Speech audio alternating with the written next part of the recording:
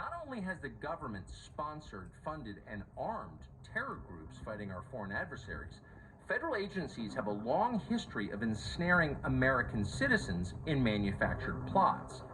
It may sound like a conspiracy theory until you learn the undisputed details. The FBI is responsible for more terrorism plots in the United States than any other organization. Trevor Aronson wrote a book on this called The Terror Factory, and it analyzed every terror prosecution from 2001 to 2013.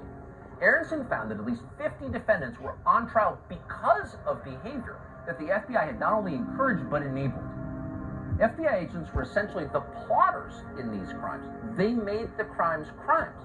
You scarcely need to go back 3 months prior to the so-called Capitol Siege of 1/6, to an event that has now evaporated from memory and from the national consciousness, and that is the so-called Whitmer kidnapping plot.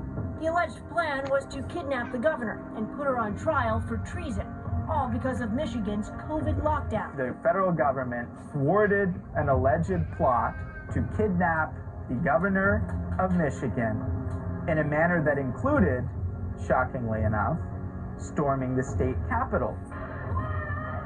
According to a report in BuzzFeed, Michigan State Police stood down and let protesters, including those in full tactical gear, enter the building unopposed. Why haven't you called for backup? Where is your backup? This is our damn Capitol building, and y'all are letting it get destroyed on your watch! Interesting parallel. Well, it gets even better.